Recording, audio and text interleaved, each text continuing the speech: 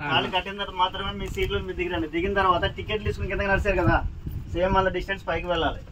వెళ్ళిన తర్వాత ఈ అమ్మవారు ఎవరు ఎక్కడి నుంచి వచ్చింది అనేది అక్కడ ఎక్స్ప్లెయిన్ చేస్తాను. మనకి మెయిన్ శ్రీశైలం డ్యామ్ వాటర్ వచ్చే దారి ఈ సైడ్ నుంచి వస్తుంది వాటర్. మన ఫ్రెండ్ ఇది మాత్రం ఒక 2 కిలోమీటర్ల వాటర్ స్టోరేజ్ ఉంటుంది. అక్కడ డెడ్ అండి ఇది కృష్ణానది.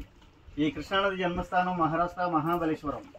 అక్కడ నుంచి ఆల్మట్టి డ్యామ్, నారాయణపూర్, జూరాల, బీచ్పల్లి, సంగమేశ్వర్, నెక్స్ట్ శ్రీశైలం. అక్కడ గేట్లు ఓపెన్ చేస్తే నాగార్జున సాగర్, నెక్స్ట్ పులిచింతల, తర్వాత విజయవాడ, బంగాళాఖాతంలో కలిసిపోతుంది. ఈ కృష్ణానది కృష్ణా డిస్టిక్లోని అంశల్దీవ్ అనే ప్లేస్లో సాగర సంగమం జరుగుతుంది. ఇక్కడ ఇంపార్టెంట్గా చెప్తుంది ఏంటంటే, మన ఎదురు చిన్న విలేజ్ కనపడుతుంది ఇక్కడ. అక్కడ దిగి బై వాక్ 7 కిలోమీటర్లు నడుచుకుంటా వెళ్తే కదిలి వనం అని ఒక వనం ఉంది. విన్నారా పేరు? కదిలి వనం పేరు. ఇప్పుడు మనం వెళ్ళి గుహల దగ్గర అక్క మహాదేవ అమ్మవారు కొంతకాలం తపస్సు చేసిన తర్వాత ఆ కదిలి వనం వెళ్ళి అక్కడ స్వామివారిలో ఐక్యత అయింది. అక్కడ విశిష్టత ఏంటంటే, అక్కడ ఒకటే బండ ఉందండి. ఆ బండ పైన ఒక 500 మంది కూర్చున్న ప్లేస్ ఉంది. దానిపైన సహసిద్ధంగా ఏర్పడ్డ డాబోర్డ్ వచ్చింది.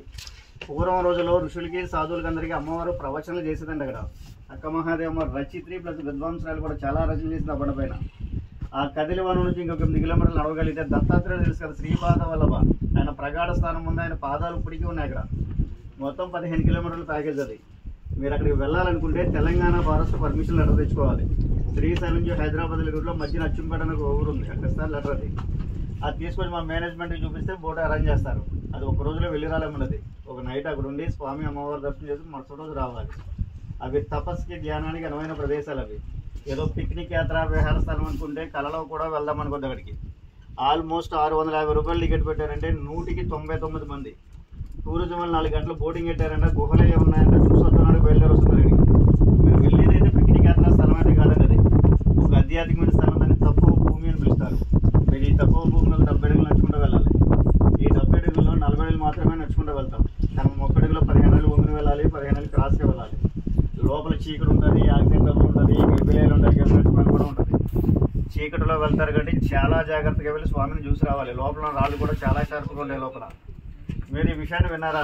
శ్రీశైలం ఋషులు, యోగులు, సిద్ధులు లాంటి వాళ్ళు వస్తారని. నేను వెళ్ళలేదా? కొన్ని లక్షల మంది ప్రవచనాలు చెప్తుంటే మనం టీవీలో చూస్తుంటాం. వెళ్ళి వాళ్ళే గుహలకు వచ్చి వెళ్తున్నారంటే మీరు ఏ ప్లేస్కి వెళ్తున్నారు అనే దానికోసం మీ మనసును మీరే పరిశీలించుకోండి.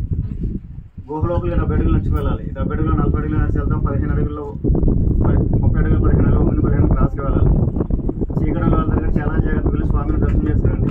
శ్రీశైలం ఉన్న స్వామి వారికి అయితే వేల రూపాయలు ఖర్చు పెట్టి మనం అభిషేకాలు చేస్తున్నాం. ఈ గుహలో ఉన్న స్వామికి ఎవరు అభిషేకాలు చేయరండి. సహసిద్ధంగా ఒక డ్రాప్ వాటర్ లింగం మీద పడతా ఉంటుంది. 365 రోజులకి స్వామికి అభిషేకం జరుగుతూనే ఉంటుంది. ఆ వాటర్ ఎక్కడి నుంచి వస్తుందనే విషయం ఇప్పటికీ ఎవరికి అందుబాటులో ప్రశ్నగానే ఉంది. మేరాజులో బతుకుతాం. శివుడు అభిషేకపరుడు అంటానికి గుహలో ఉన్న స్వామి నిదర్శనం కనపడతాడు. అటువంటి ఆధ్యాత్మిక ప్రదేశంలో కదా సైలెంట్గా వెళ్ళండి, చాలా ఉపయోగకరంగా ఉంటుంది. 650 రూపాయలు టికెట్ కొనుక్కి వచ్చారంటే ఎలా ఉన్న దర్శనాలు చేస్తాం. మీరు కూర్చున్న సీట్లు అయితే రిజర్వేషన్ టైప్ సీట్లు అండి. రెండులో కూడా సేమ్ సీట్లో కూర్చుంటే జాగ్రత్తగా తీసుకెళ్ళి శ్రీశైలం దించేస్తాం. చిన్నపిల్లలు ఆ సీట్లు కోసం చిన్నపిల్లలు వదిలేసి వెళ్ళిపోతాం. చేసేదే ఉండదు. నెక్స్ట్ డే పికప్కి రావడమే. బ్రేక్ఫాస్ట్ అయితే అందరికీ కట్టుకొస్తాం. భయ ఏం అర్థం కాలేదా?